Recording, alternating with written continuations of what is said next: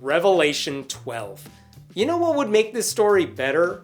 A dragon and a battle involving the dragon. Thankfully, since the writers do not care about a cohesive plot, we will get both of those in this chapter. No clue what this book is about anymore, but at least this bottle episode sounds interesting. I mean, sure, we could open the scroll we've been working to unseal, but that would make sense. Just to give you some context here, Revelation 11 included the sounding of the seventh trumpet, which should indicate the opening of the scroll. But we are not going to learn about the effects of the seventh trumpet being blown until Revelation 15. Right now, we've got other things to discuss. A great sign appeared in heaven. A woman clothed with the sun, with the moon under her feet, and a crown of 12 stars on her head. She's wearing the sun and moon under her feet. There's no mention of the size discrepancy, or the fact that the sun has now been destroyed many times over. But at least she has a crown. There are interpretations of this verse saying the woman is Israel and the stars represent the 12 tribes, or that she's the Virgin Mary. Whatever the case, it doesn't sound like people should be taking this book literally. And you should definitely keep that in mind as we read this next section, which may be one of the most bonkers passages in a book full of them. She was pregnant and cried out in pain as she was about to give birth. Then another sign appeared in heaven, an enormous red dragon with 7 heads and 10 horns and 7 crowns on its heads. Its tail swept a third of the stars out of the sky and flung them to the earth. The dragon stood in front of the woman who was about to give birth, so that it might devour her child the moment he was born. She gave birth to a son, a male child, who will rule all the nations with an iron scepter. And her child was snatched up to God and to his throne. The woman fled into the wilderness to a place prepared for her by God, where she might be taken care of for 1,260 days. Okay. This woman gives birth without a husband present, just saying, and then God steals the baby. Or at least the 7-headed Satan dragon God sent on his behalf. And then the lady, who's already done mourning her loss, goes to a sanctuary created by that God for 3.5 years. And as we all know, Satan gets to rule the world until the 7th trumpet blows and God takes over again. What's that? The 7th trumpet blew in the previous chapter? Shut up! We're not doing chronological order anymore. Why would you trust God at this point? Who is there with you in the wilderness? Not your newborn baby, that's for damn sure. Why did we take her child? There's no reason given. Leave it to Christians to always meddle in other people's families. How is it possible that this dragon's tail swept a third of the stars out of the sky? Do you know how large the dragon would have to be in order to do that? I mean, you do, I'm sure, but the Bible people most certainly do not.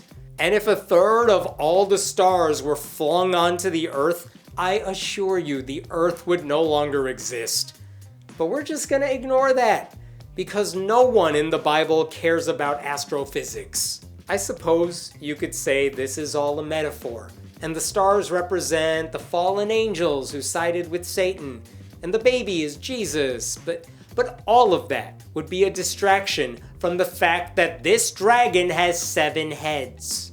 By the way, there is an ancient Greek myth about a woman named Leto who gets impregnated by Zeus. In that story, a snake-like dragon named Python tries to kill her before she gives birth. But her kids, Apollo and Artemis, are born, and they get arrows as gifts. And the infant baby archer Apollo defeats the snake dragon with an arrow. Am I saying that the Bible writers stole this story from that famous myth? Well, not necessarily. I'm just kidding. Yes, of course they did. Then, war broke out in heaven. Michael and his angels fought against the dragon, and the dragon and his angels fought back. But he was not strong enough, and they lost their place in heaven. The great dragon was hurled down, that ancient serpent called the devil, or Satan, who leads the whole world astray. He was hurled to the earth, and his angels with him. Congrats, Michael, for defeating the dragon, who's really Satan, and his army of 1/3 of the angels, with your army of the remaining 2/3 of angels. Which is really an unfair advantage. I mean, if you gave an army twice as many armed angel troops, I feel like they're always gonna do okay. How is there war in heaven? If we are fighting in heaven, that does not sound like paradise. Then I heard a loud voice in heaven say, "Now have come the salvation and the power and the kingdom of our God and the authority of his Messiah. For the accuser of our brothers and sisters, who accuses them before our God day and night, has been hurled down. They triumphed over him by the blood of the Lamb and by the word of their testimony. They did not love their lives so much as to shrink from death. Therefore rejoice, you heavens, and you who dwell in them. But woe to the earth and the sea, because the devil has gone down to you. He is filled with fury, because he knows that his time is short." Satan has been almost killed, everyone. He tried to snatch the sweet baby Jesus, and then we threw him down from the clouds into the seas. And Satan is so mad now. Not dead, apparently, but very angry. This should be a bigger deal. Satan being defeated, I mean. And yet the bad guy only appeared at the beginning of this chapter, and we destroyed him in a matter of minutes. This should have been dragged out a little more, don't you think? When the dragon saw that he had been hurled to the earth, he pursued the woman who had given birth to the male child. The woman was given the 2 wings of a great eagle so that she might fly to the place prepared for her in the wilderness, where she would be taken care of for a time, times, and half a time out of the serpent's reach. Then from his mouth the serpent spewed water like a river to overtake the woman and sweep her away with the torrent. But the earth helped the woman by opening its mouth and swallowing the river that the dragon had spewed out of his mouth. Then the dragon was enraged at the woman and went off to wage war against the rest of her offspring, those who keep God's commands and hold fast their testimony about Jesus. Leave the damn woman alone! This incel dragon lost a battle, and now he's taking his rage out on someone who did nothing wrong. And notice that God gives her wings, which means she still has to fly to be safe. God just protects everyone else, but this lady, even when she's in peril, has to do work. The Bible is so misogynistic. But for once, at least the Bible is on the woman's side. I mean, it rescues her by giving her wings and creating an earthquake to swallow up a river. And sure, the dragon/Satan vows to murder the rest of her children, who are all the Christians in the world, but at least she is safe.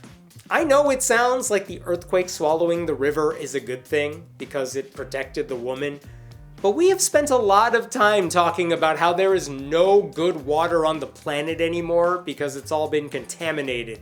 So swallowing the river is actually a horrible idea.